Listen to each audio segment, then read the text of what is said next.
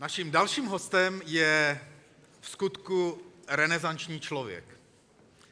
Člověk, jestli znáte, přátelé, takovéto české pořekadlo, které zní 9 řemesel, 10. bída, tak v podtextu tohoto pořekadla je, že bychom neměli v životě dělat moc věcí najednou, ale vybrat si jenom několik nebo jednu a pokusit se jít do hloubky.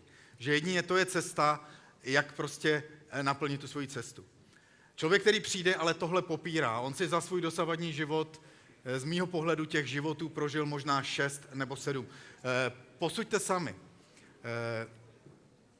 Narodil se v Americe, v New Yorku a v mládí se věnoval hudbě. Hudbě se věnoval natolik úspěšně, že v 60. letech jezdil s Elvisem Presley jako předskokan a po Spojených státech.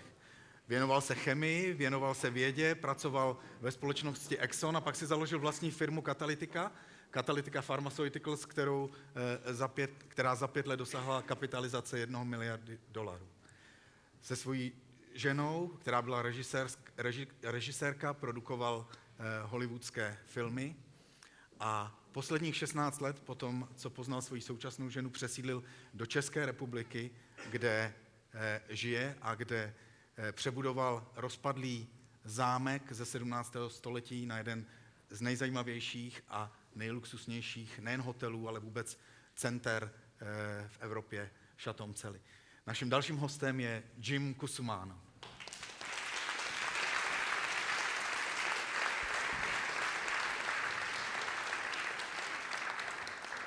Thank you, Jim. Just a big one. Good afternoon. I'd like to just take 30 seconds of recognition. I moved to the Czech Republic from sunny California in 2003. And shortly after that, I met Stirad Himlik and his team. And he told me that he had a dream, and his dream was and still is to contribute to making Prague the wonderful city it was historically by contributing to leadership, to technology. And he has done that by bringing a lot of the interesting people from around the world. Deepak will be with us momentarily. And I would just like to recognize for what he's doing for the Czech Republic. Would you give him and his team a nice round of applause, please? Thank you.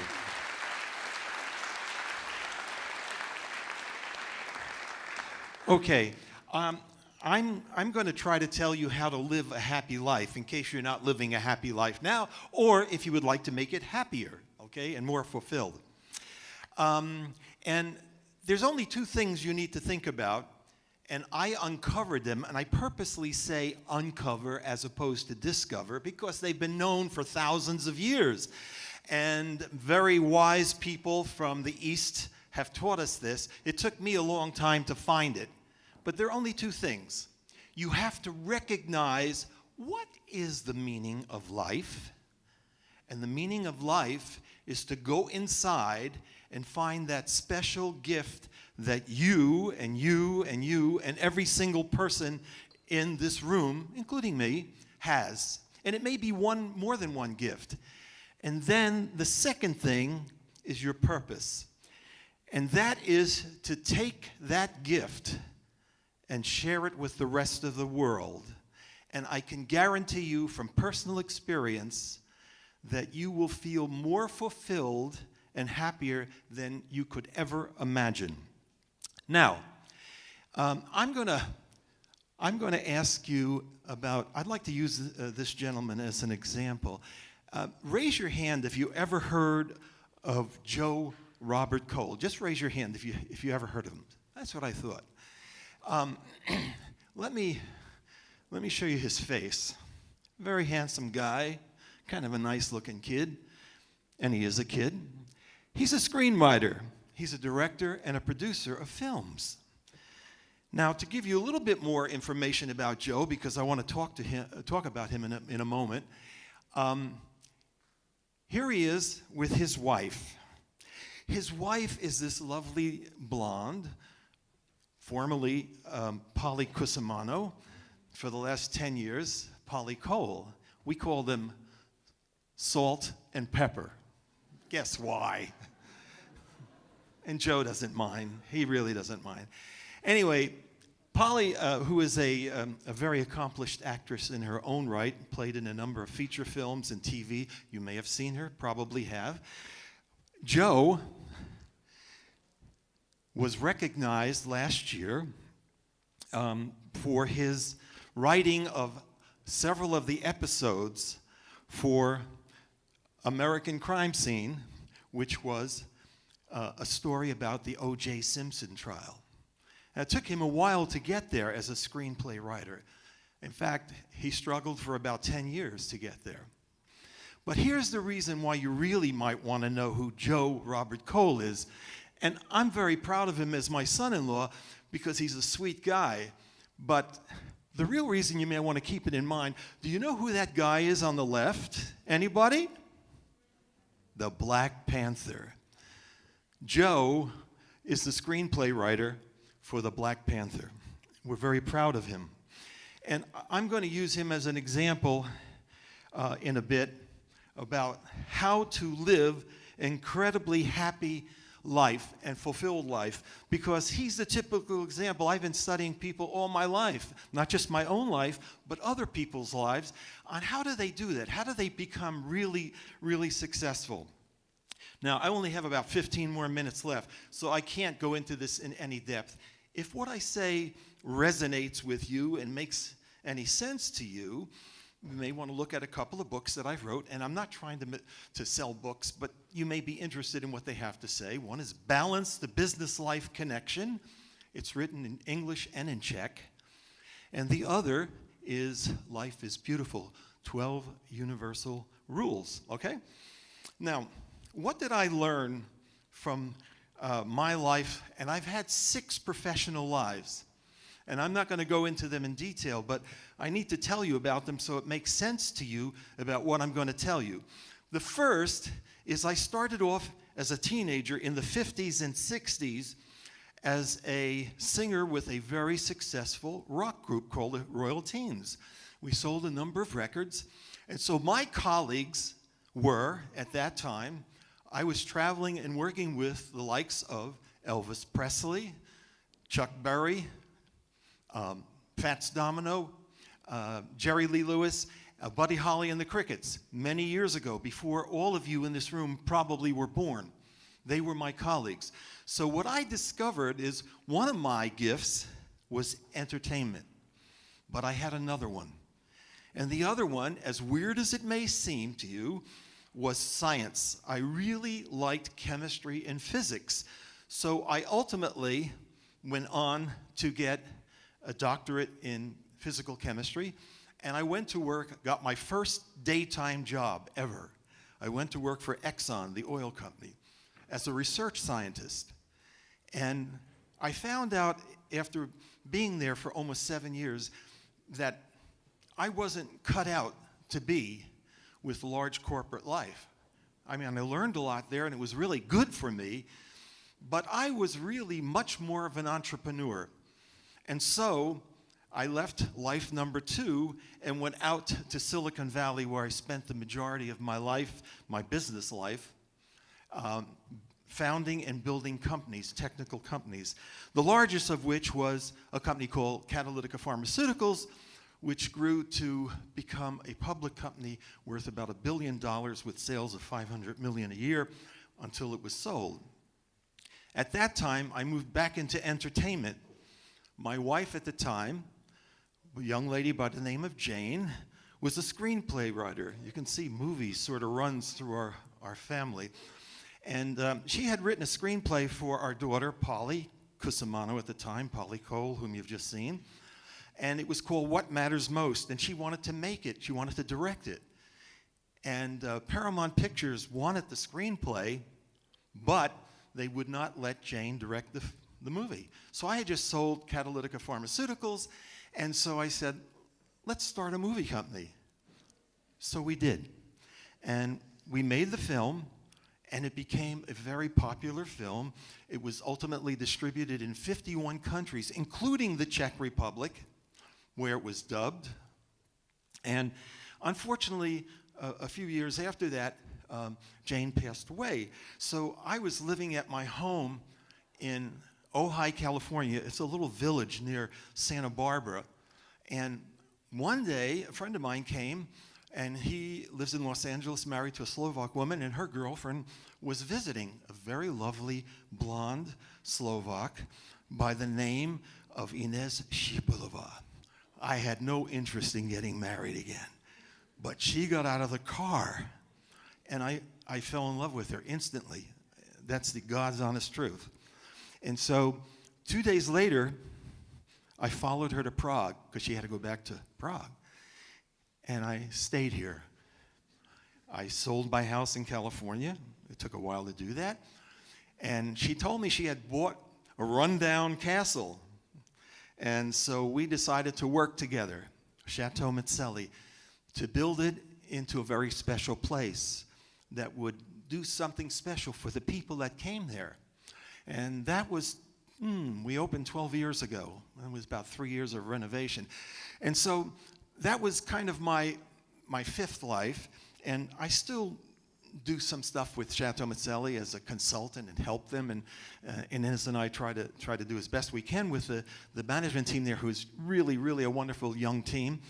But now I spend my time writing and trying to tell people what I've learned, the mistakes I've made, and how you can absolutely live a happy and fulfilled life. And so there's a couple things I want to share with you.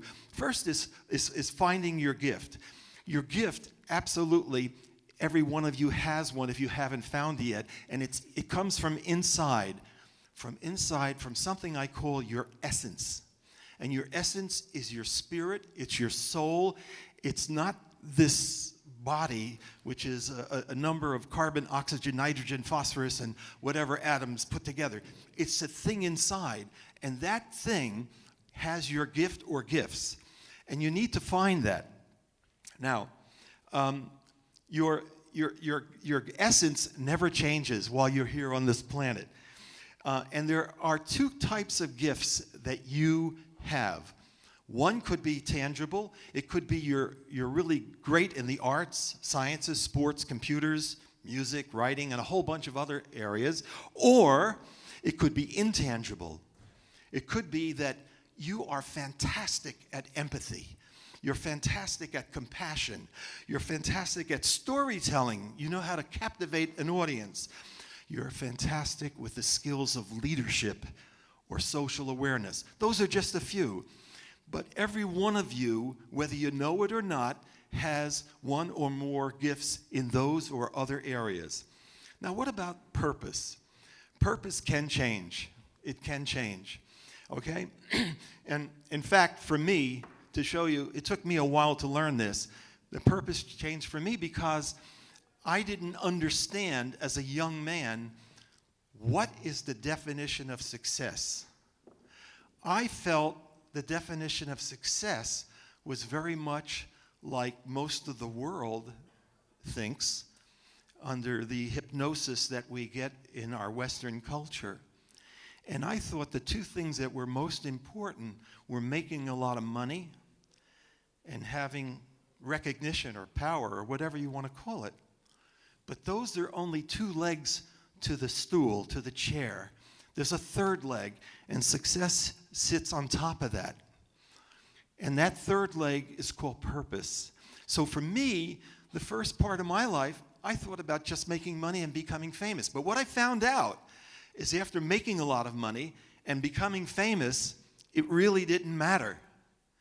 But what I did find out ultimately that did matter is when I started doing things which made a positive difference in the world, that changed the world for the better, that was something nobody could take away from me. You can take away money, you can take away power, but you can't take away the feeling that you have, which stays forever in that essence, in that soul. So, what I finally decided is there is a path. There's a path to happiness and fulfillment, and there are 10 steps. Okay? But you only have to remember 3 because the other 7 come automatically, no matter what you do. The first one is values. And many people just sort of run through life and they're not really quite sure what their values are. And by the way, I don't mean what's right or wrong morally or ethically. I mean what's right or wrong for you, for what your soul tells you you need to do. And so in my books, I've talked about the value spheres. There are 6 of them. One is professional. What do you want to do? What's important to you in your profession? The second is financial. How much money do you think you really need to make to live a comfortable life? The third is relationships. How important is your family? How important are your kids? How important are your friends? How important is yourself? How much time do you spend for yourself? The next one, 4th, is spiritual. When you go inside, do you meditate? Do you do yoga? Do you give to charity? Health. How do you keep this body healthy, this God-given body healthy, so that you can do the things you need to do to change the world for better? And the final one is knowledge. Do you want to keep learning? Because when you do, that mind keeps going and it starts creating more and more cells, and it keeps you young at heart and young physically. So once you do that, you can sit down and then decide, what is my gift? What is that gift? And many of us I knew what mine were when I was young. I knew it was entertainment. I knew it was science. I didn't know how to follow it, but I finally found a way. And once you find that gift or gifts, then you look in the world and you see, what is the need? What are the needs out there? How can I connect what I'm good at, whether it's in the arts or in sports or music or whatever, science? How can I connect that with the need in the world to make it a little bit better, okay? And when you find that, you will have passion like you have never, ever experienced in your life. Except maybe when you were making love to your husband or your wife. Maybe. But that passion is so important because it creates both physical, spiritual, and emotional energy. And that is the next step. And then that energy leads you immediately to the next step, which is creativity. And this has been studied by psychologists. The connection between the left side of your brain and the right side of your brain becomes very tight and connected. And when that happens, you have intuition and you have creativity. You have the ability to dream at the same time, which is not the way we normally function. And when you do that, it leads to innovation. Innovation is looking at the same thing as everybody else and thinking something different. And that different allows you to solve problems like you have never been able to do before. And when you innovate, you get a reward. And the reward can be financial, could be 5, okay. I got 5 minutes left. It could be spiritual, it could be all kinds of things. So, and when you get that reward, you have gratitude. And when you're grateful, it's impossible not to be fulfilled or happy, because gratefulness or gratitude always produces that. Now, let's go to Joe, my son-in-law. He was born in Cleveland, Ohio, which is not very important, except it houses the Rock and Roll Hall of Fame. His mom, Terry, Joe never knew his father, so he was raised by a single mother. His mom always supported his values. At the age of 6, 7, or 8, he started writing stories in school. And the teachers told him, Joe, these are great.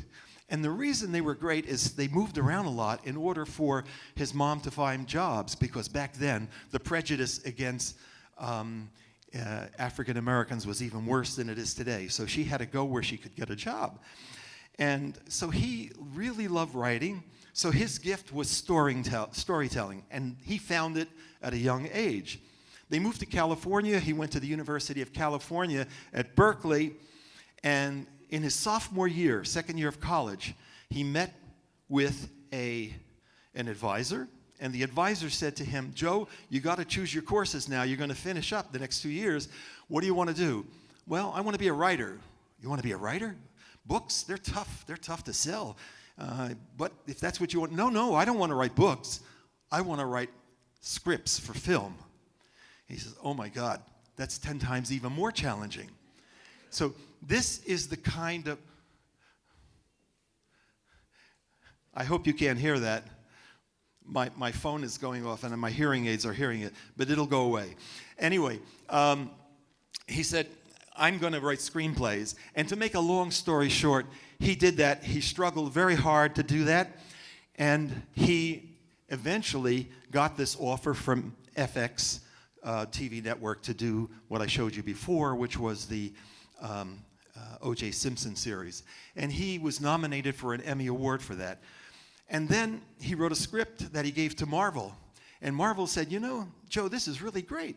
We'd like to make it into a movie, but it'll compete with Iron Man #3, which we're just releasing. We'll put you in our screenplay writers program. And they take 4 people at a time to write screenplays. And he did, and there he met a guy by the name of Ryan Coogan. And Ryan and he eventually teamed up. Ryan directed the film, Black Panther, and Joe wrote the script. And what I want to say is, here's a guy that knew what he wanted to do, and when he had challenges, he didn't call them struggles, he called them learnings. And he loved what he did. And now he has the chance to really make an impact on the world. Any of you who have seen the Black Panther realize it is not like any other superhero movie. It makes 2 statements. One, all men and women are important. And if you see the film, you'll realize how important women are in that movie, and people of color. Second is we are all connected. And so Joe has been able to realize his dream of making something that will have an impact on the world. So that's one example. He's done it, and you can do it. Thank you for listening to me.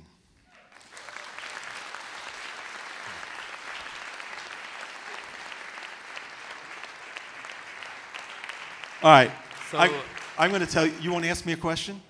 Yeah. All right, go ahead. You know, Jim, from your perspective, it looks pretty simple. Everybody has an essence, so we have to discover it. Right. Then we have to find out the purpose, right? And then we have to create a passion, and then finally we can reach the fulfillment. Right. So from that perspective, I will remember these 4 basically points: essence, purpose, passion, and fulfillment. And it looks like this is the recipe for happiness. It is, and it's very important if you have any children, friends, or whoever, and they happen to have an essence which is, for example, in the arts.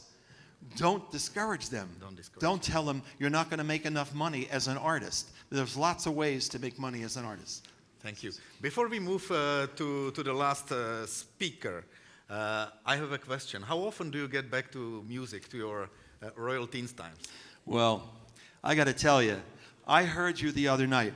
You know what Peter did? I heard him talking to Stirad, and he said, you know, when guys get older that were rock stars, they probably can't sing anymore. Now, do you believe that? Would you like to hear an old guy sing rock and roll? Yes. Yeah. Yes. See that, Peter? Yes. All right, I tell you what. Ladies and gentlemen, Jim Cusumano. Jakob, do you have any rock and roll up there? All right, Mr. Elvis Presley.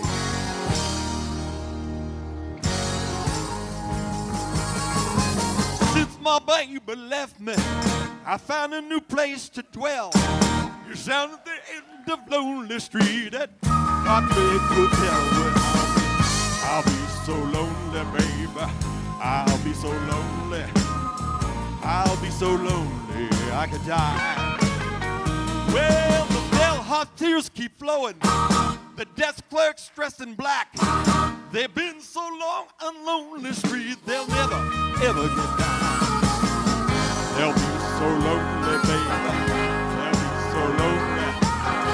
They'll be so lonely they could die. Now, Elvis was from Mississippi, and he had a hunting dog. This was for his dog. You ain't nothing but a hound dog, crying all the time. You ain't nothing but a hound dog, crying all the time. You ain't never caught a rabbit and you ain't no friend of mine. Well, you said you was high class. That was just a lie. Yes, I said you was high class, but that was just a lie. You ain't never caught a rabbit and you ain't no friend of mine. Now, Elvis was a very handsome man, and he had ladies in every port. But he fell in love with one, Priscilla Presley from Brooklyn. He said, Priscilla, let me tell you what you do to me, honey.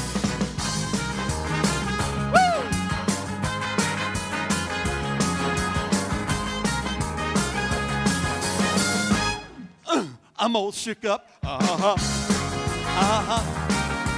yeah, yeah. Well, bless my soul, what's wrong with me? I'm itching like a man on a fuzzy tree. My friends say I'm acting wild as a bug. I'm in love. Woo! I'm all shook up. Yeah, yeah, yeah. Well, my hands are shaking and my knees are weak. I can't seem to stand on my own two. Who do you think when you have such a look? I'm in love. Woo! I'm all shook up. Yeah, yeah. Now please don't ask me what's on my mind. I'm a little mixed up, but I'm feeling fine.